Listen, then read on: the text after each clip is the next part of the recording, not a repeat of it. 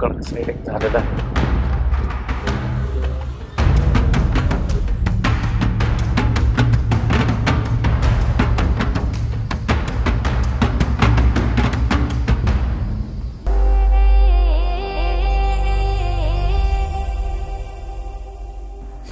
नमस्कार मित्रांनो, बेंचमध्ये आपलं स्वागत आहे. मागच्या वेळी मस्त लेपर्डचं सायटिंग झालं होतं. आता यावेळी काय दिसतंय बघूया.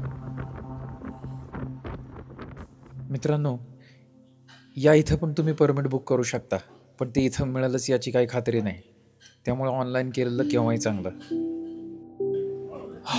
सुप्रभात मित्रांनो, कालच्या कानाच्या मस्त सफारीनंतर आज आपण आलो आहे पेंचमध्ये. आज पेंचमध्ये जे आपल्या मोगलीचं जंगल आहे, त्या मोगलीच्या पेंचमध्ये टुरिया गेटमधून आपली आज पहिली मॉर्निंग सफारी आहे. तर आज आपल्याला बघूया काय काय सेटिंग होते. चला. नोव्हेंबर महिना आहे आणि मस्त कडक थंडी पडली आहे. थोड्याच वेळात तिथून आपण एंट्री करणार आहोत मोगलीच्या पेंच जंगलामध्ये. तर आता आपली सफारी चालू झालेली आहे आणि आपले गाईड आहेत श्रीयुत मोहनजी. काना इतकंच पेंट सुद्धा घनदाट आणि सुंदर आहे आणि त्यामुळे इथं एक गारवा पण जास्त जाणवतो. जुनेवा आणि लेक जवळ आलेलो आहोत. अरे वा, गाड्या लागल्यात. काय असेल?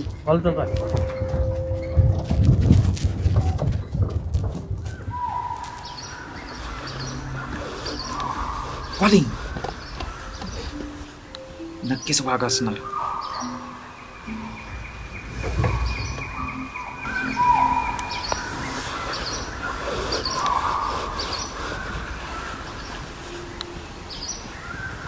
अरे हेच तर ऐकायला जंगलात सारखं यावंच वाटतं मला. कंटिन्यू कॉलिंग सुरू आहे.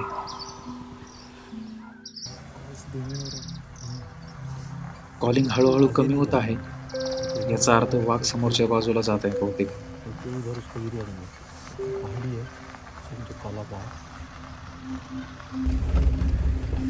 थोडं पुढे जाऊन पाहिलं पण तिथंही काहीच नव्हतं.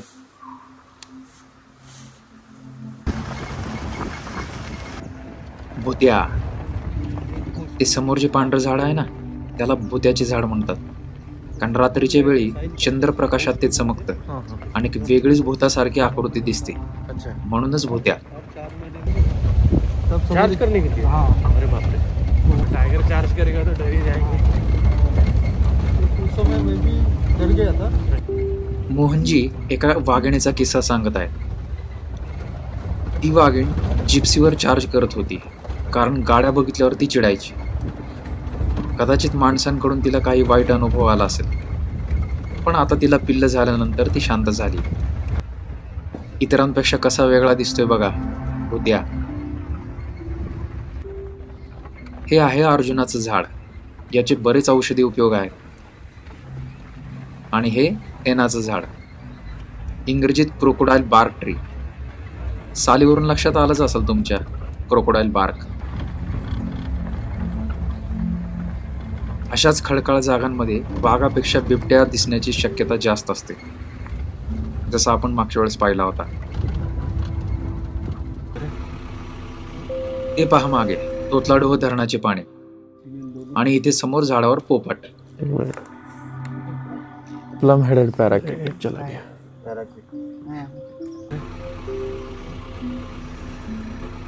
अर, वाघाचे पंजे. आत्ताच इथून गेलेला दिसतोय.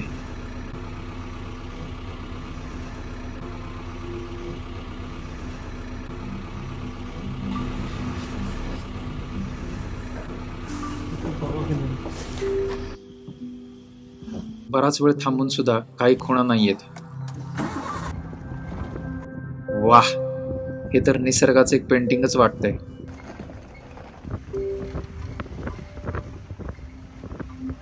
अरे वा, नर सांबर.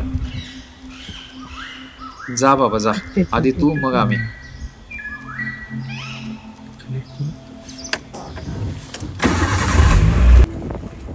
ओ, 2 आहेत.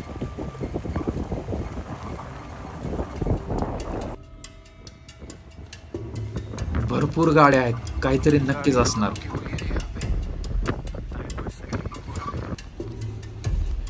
बिबटे आणि पिल्लं आहेत असं कळले आतमध्ये वरती. ते बघा कान दिसत आहेत. उठ गए दिसले का? बच्चे और माँ उधर ही है. उधर गए थे वापस.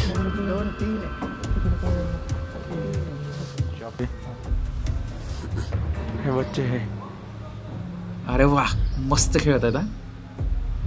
आम्ही पहिल्यांदाच बिबट्याची पिल्लं पाहतोय. वा, या खाली या.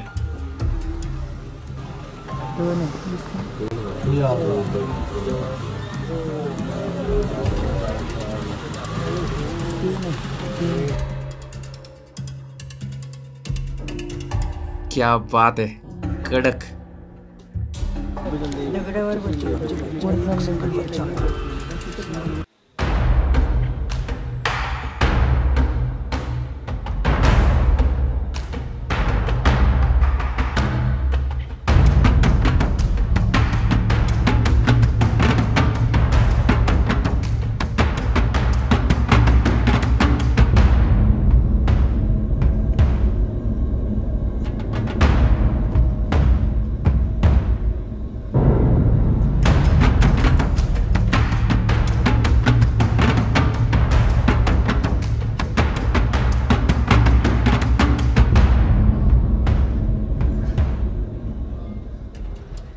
ये ब्लैक टी पहला सामने. हाँ ये सामने. उसके बाद वाइट ट्री. अच्छा ये यहाँ का पूरा है उसी के. ये दोनों ट्री के बीच में से गैप में देखा. बिबट्याने चितळहरणाची शिकार केली आणि आता त्याला फस्त करायला ते तिथे खाली येत आहेत. मित्रांनो, या गोष्टी तुम्हाला विचलित करू शकतात, पण शेवटी हे जंगल आहे. हरिण असो वा बिबट्या, दोघांची धडपड ही जगण्याची असते. काय डोळे आहेत याचे.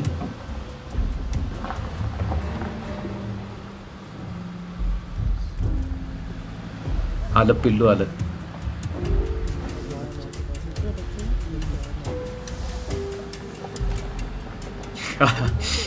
झटकलं त्याला बिचाराला. आई दिसते का?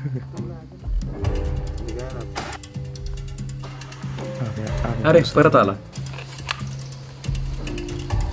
ही एकदम ताजी शिकार आहे आणि जर कोणी शिकार पळवली नाही तर पुढचे 2-4 दिवस हे इथेच असतील. पिलाला जाम भूक लागली.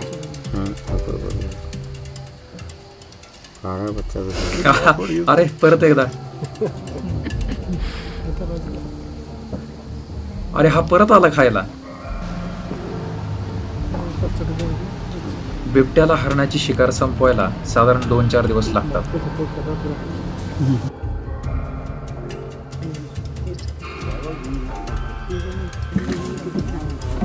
ते बघा मागून दुसरं पिल्लू येतोय.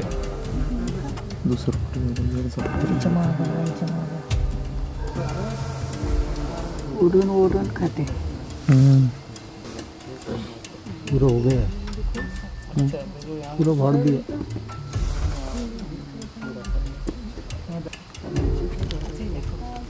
दोघांनी अशी काय नजर टाकली जणू विचारत आहेत की सगळा प्रोग्रामच बघून जाणार का काय. चला बस झाला आता. आपल्याला अभूतपूर्व अशी लपड आणि त्याच्या 2 पिलांची कडक साईडिंग झालेलं आहे. आता ॲक्च्युली 10 वाजत आलेत. आम्ही अजून नाश्ता पण केलेला नाही.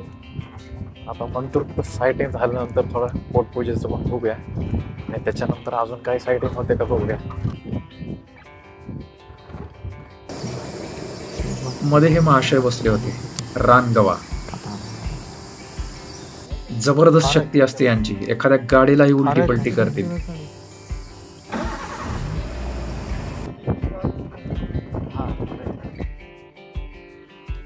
हा समोर रंगीबेरंगी पक्षी आहे ना, तो आहे नीलपंख. आणि पलीकडे झाडावर पांढऱ्या मानेचा करकोचा.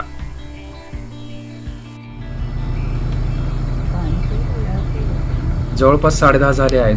बिबट्यांना पाहता पाहता खूप उशीर झाला. नाश्ता एकदम गार झाला होता, पण काय करणार, भूक मात्र जाम लागली होती. सेंटर प्लेस मध्ये आल्यावर तुम्हाला पूर्ण जंगल बुक कार्टूनचे सदस्य आठवतील. पहा ना, बघेरा, मोगली, बलू, खटाळवानर, का आणि मोगलीची आई आणि भावंडे. आता फारसा वेळ शिल्लक नाही, पण अजून पण काहीही दिसू शकतं. हे समोर जे दिसत आहे ना गर्द झाडी आणि मागे गडद झाडांनी व्यापलेला डोंगर, त्याला काला पहाड म्हणतात. सुंदर आहे ना. बिर्रा, आम्ही झाडे पाहत होतो, पण आई वाघ शोधत होती, कारण तिला पण माहित आहे गेट बाहेर जाईपर्यंत काही पण दिसू शकतं. अशी पहिली सफारी झाली आणि दुसऱ्या दिवशी आम्ही परत आलो. कालच्या सफारीमध्ये आम्हाला बिबट्या आणि त्याची 2 पिल्लं दिसली. आम्हाला बघून खूप आनंद वाटला. छान बघायला मिळालं आम्हाला. असं सफारी कधी झालेच नाही. आजचं सफारी काय होते बघूया. नवीन सकाळ आणि नवीन सुरुवात. आत गेल्यावर एका जागी गाडी थांबवली आणि आमचे गाईड श्री भोलानाथ कॉलिंग चालू आहे का ते ऐकायला लागले. मित्रांनो, सगळंच गाईडवर सोडण्यापेक्षा तुम्ही पण ऐकण्याचा प्रयत्न करा आणि त्यांच्याकडून जे शिकता येईल ते शिका. जबरदस्त मजा असते याच्यामध्ये. बारवाली रोड में अलार्म कॉल है लंगूर का. चलो.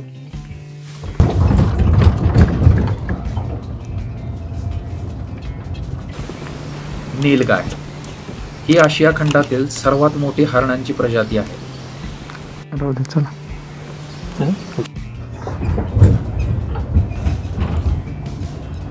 नुकसान करते हैं. यांना तर ओळखलंच असेल, रानडुक्कर.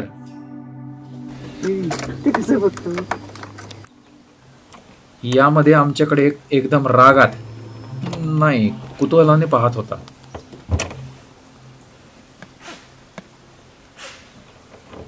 इतक्यात त्याने आमच्यावर जोरात चार्ज केला आणि घोळक्यात जाऊन थांबला. हमको डरा रहा है वो. जातो रे बाबा, जातो आम्ही.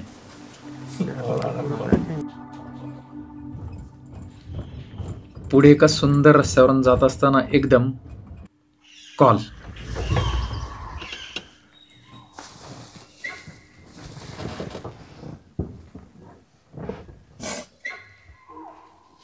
सांबर का भी है. सांबारची कॉल हे खात्रीशीर कॉल असतात. ते जेव्हा एखाद्या वाघाला किंवा बिबट्याला बघतं तेव्हाच कॉल देतं. वॉक कर रहा है. इथे रस्त्याच्या एका बाजूला जोरात कॉलिंग चालू आहे आणि दुसऱ्या बाजूला सांबार आणि चितळीवर निवांत फिरत आहे. सगळं अजबच आहे नाही.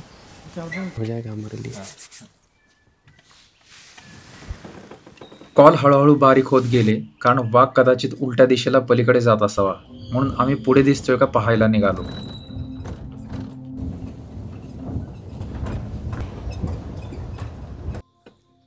पण पुढे काहीही नव्हते. इधर ही करके गई है. कॉक्सिप्स इधर ही होके लगता है. पण जंगल मात्र सोनेरी किरणांनी उजळून निघालेले. काय झाडी, काय डोंगर, काय पाणी. वाह.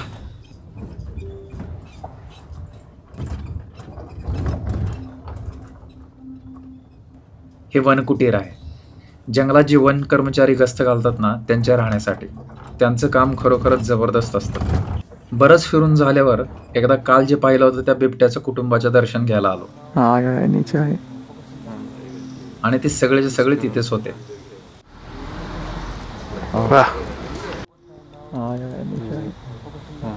आज पिलांची ऊर्जा एकदम उच्च कोटीची वाटत होती.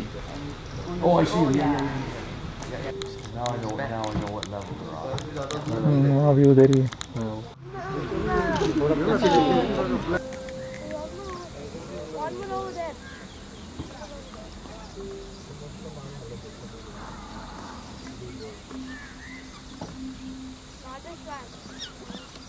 थोडंसं पुढे वा करे.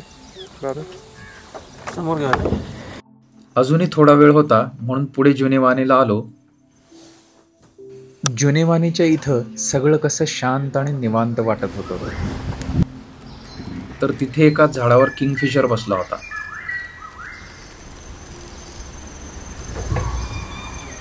अरे परत कॉल सुरू झाले. कॉल था क्या? मेरे को एक बार आवाज लगी थी, उसलिए तू कहता था. कॉल है अंदर. ये इस तरफ है. चल. पण बाहेर पडण्याची वेळ झाली होती. दोन्ही सफारी तशा चांगल्या झाल्या, जे आजपर्यंत कधी पाहिलं नाही ते पाहायला मिळालं. अजून काय पाहिजे. इथे एक मावशी होत्या, तर पेरू बोर वगैरे विकत होत्या. तर इथं जरा वेगळ्याच प्रकारची बोर त्यांच्याकडून घेतली. त्यांनी ती उकडलेली आहेत, शिजवलेली आहेत. थोडंसं त्याला बोर मीठ वगैरे लावलंय.